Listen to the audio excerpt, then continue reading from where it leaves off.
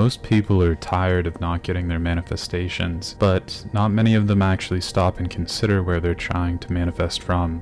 Often we resort to manifestation out of a state of desperation, and that's never really a good combo because it leaves you trying to manifest from a state of lack, and it's just like oil and water, it doesn't work. And people often overlook this when they first get into manifestation, and it's usually a hard process to learn because a lot of teachers that I've seen around this subject don't actually address the fact that a lot of inner work needs to happen for manifestations to stick.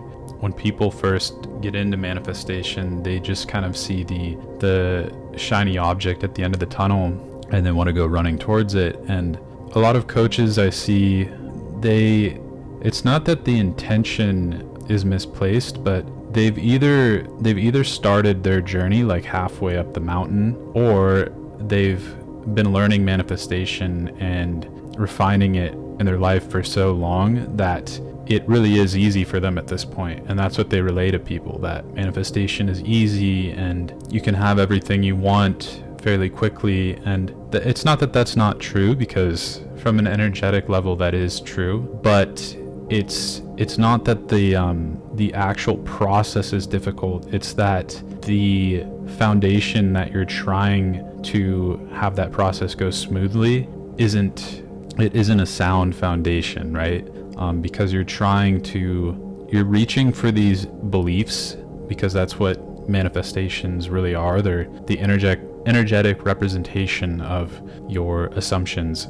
So you're reaching for these beliefs that are so far away from your actual current beliefs that gap is really hard to close quickly. It really takes work to close that gap and rearrange your belief systems, which I think is often not talked about in a lot of these videos I've been seeing, because people don't really want to hear that it could take weeks or months of rearranging yourself on an energetic level to align with these things. And the other thing that I haven't seen talked about is that manifestation, the smoothness of the process it's very individualistic and it's subjective to the person and their history and the belief systems they've accrued over the years.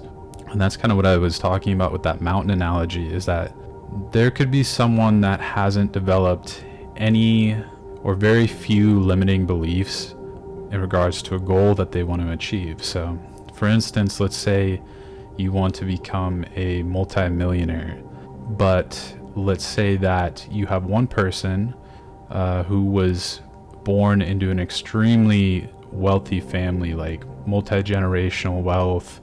They weren't around people who had a lack of abundance mindset growing up. It was always an abundant mindset. So they would be starting way closer to the top of that mountain that they're trying to get to the top of, because they don't have a bunch of limiting beliefs around that, right? Because they didn't grow up around it. They weren't afraid about money growing up. Whereas if you took someone who grew up very poor, or they grew up around people who might have had money but were still in a lack mentality, where they're constantly talking about, oh, we don't have money for this, we can't afford that, we're not like those other families, things like that, which, by the way, it's not always true, right? There could be people who are doing fine, where someone might have grown up with food and a roof over their head, and they never went hungry, or like their basic necessities were always taken care of, and as a kid that's sort of all you need, right? But there could have still been a lack mentality in the people raising them, where they still could have been having those conversations, right? So that person, if they're trying to become a multi-millionaire, they're going to be starting a lot farther down on that mountain to get to the top.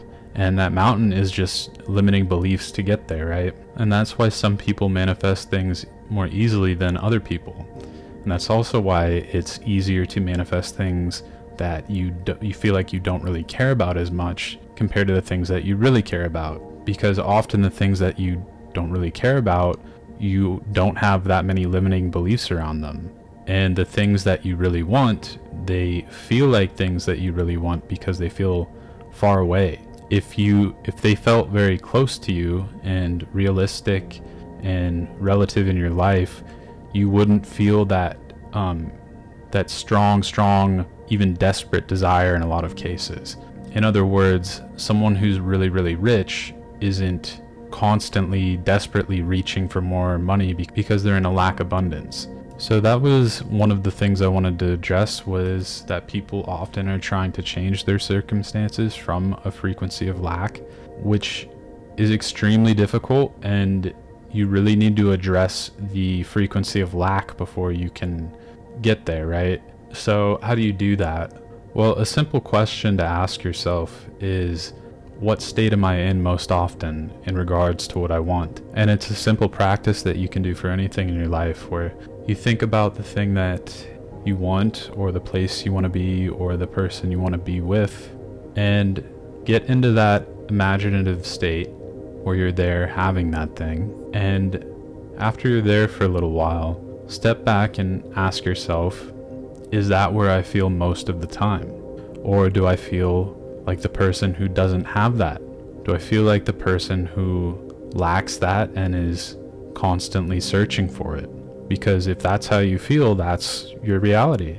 So what you want to do is you want to get into that imaginative state. You're occupying that reality of yourself. And I'm going to do another video on actual, like, what the actual realities are that you're traversing through, because you're not actually changing your reality. You're stepping into a different timeline, really. That's all manifestation actually is. So anything really is possible, because there's infinite timelines and infinite realities. So what you're doing is you're imagining that reality, that that version of you is occupying the state that you want.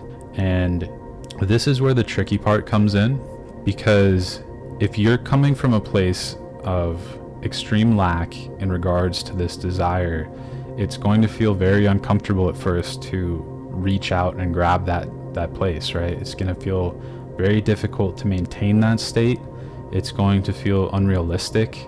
It's going to cause pain and discomfort at first, because as you reach for it, you're going to be instantly reminded and thinking about your actual reality that you're perceiving, right? Because that's how we've been trained, is that everything around us is the reality of it. So you're going to think, oh, I want to be with that person, and you're going to imagine it, and then it's going to rubber band back to, oh, well, I can't because this, and this, and this.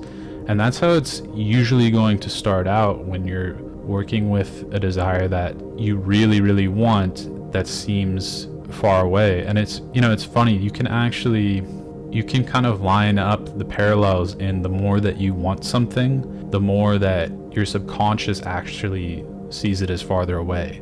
So if you really, really, really, really, really want a lot of money or to be rich, that's probably because it seems very, very, very far away. Whereas if it's something you want and it doesn't seem too off base, it seems like, yeah, that's realistic, that I could be very wealthy, and I've seen other people achieve what I'm trying to do, and that seems pretty reasonable and realistic, and it's something I desire, and I like getting into that state of imagining it, and not a lot of fears come up anymore, not a lot of negative thoughts around this. I feel very comfortable in this state. That's how you know that you're gravitating more towards your end destination of having your desire and being in your goal. But that takes work, and it takes time, and it takes dedication. I think a good analogy is lifting weights or exercising, in the sense that if you want to achieve the physique that you want physically, or you want to build a certain amount of muscle or something, it's not something you can do one day a week for months and expect rapid changes or any changes at all, really. Like, it's something that you need to do multiple days for a while before it really sticks, right? And you start to see those improvements. And it's also something that you need to upkeep, I think, even after you achieve it, because it's hard to tell entirely what's going on in our subconscious. And I think that even after you achieve something by trying to manifest it, and let's say you're practicing it every day for a certain amount of time daily, even after you achieve it, if you stop practicing it, there's still the possibility that your vibration will, or that your frequency will slide back into the old patterns, because maybe there's a few subconscious beliefs that weren't fully dealt with or healed in the time that it took you to get your manifestation. So it's kind of like upkeep at the gym, right? Like, let's say you finally achieve the physique you like. Well, you can't never go to the gym again to keep that physique. You have to at least have some sort of upkeep on it. And it's the same idea with manifestation. And this really is one of the main pieces that clicked for me with manifestation was, what is your maintained frequency at in regards to what you want? And if the answer isn't, my maintained frequency is the desire that I want, and that's not your answer for the majority of the time, well, in the majority of the time, your frequency is the one that lacks what you want, and that's what's reflected in your reality.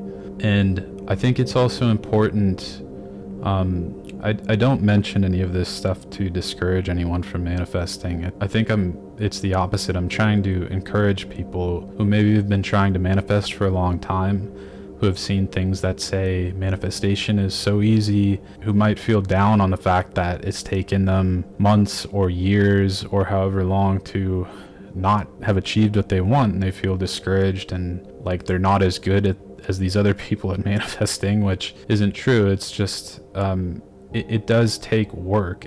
The process of manifestation isn't what's difficult. It's unwinding all of these subconscious beliefs and the mass of your total energetic frequency that is what's presented and reflected back to you.